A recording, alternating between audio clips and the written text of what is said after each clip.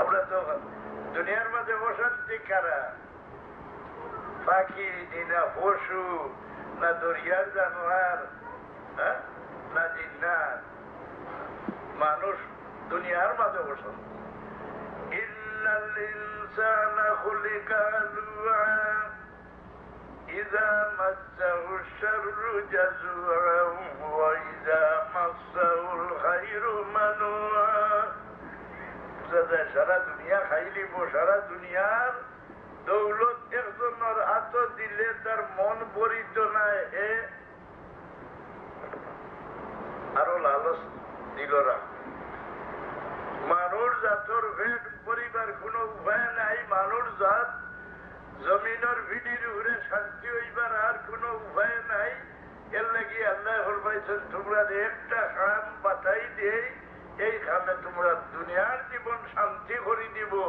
আল্লাহ রাসূলুল্লাহ ফরমাইছেন যে মানুষ জাতর ভেদ পড়ে না যতদিন তার মুখের উপরে মাটির লোকমা পড়ে না। অবরত ইয়া উপরে মাটি ডালিয়ে আনলে আর ও শান্তি নাই। দুনিয়াত কোন খামে শান্তি করে?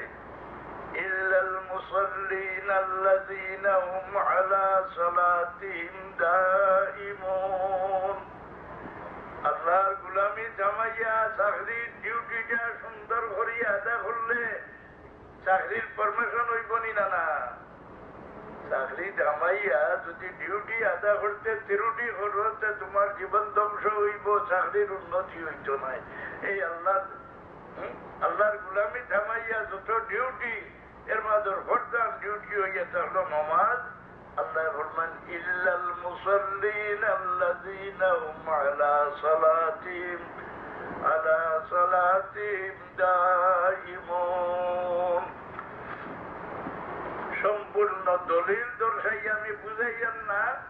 দলিল আপনারা তালাশ করলে পাই যে মানুষ জাত জমিনের ভিডির উপরে সম্মানের শান্তি সুখী হইয়া জিন্দগি খাটিবার যত ব্যবস্থা আছে এর মাঝে পয়লা নম্বর ব্যবস্থা হইল যদি আল্লাহর বান্দা নমাজটা নিয়ম মতো আদা করিলা, এই ব্যক্তির দুনিয়ার জীবনও অশান্তি হইত নাই, আখিরাতের জীবনও অশান্তি হইত নাই। আল্লাহ এই ব্যক্তির দুনিয়াতেও বেইজ্জত করতো নাই, আখিরাতেও বেইজ্জত করতো না। নমাজ মনে করো না মুল্লা বেটার না বাবা রে, সে মুসলমানি জামাইও না।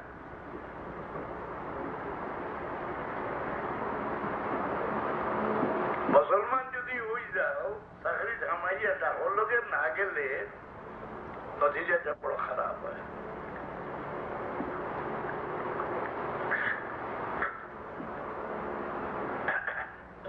দুইবার দুরূদ শরীফ পড়ো।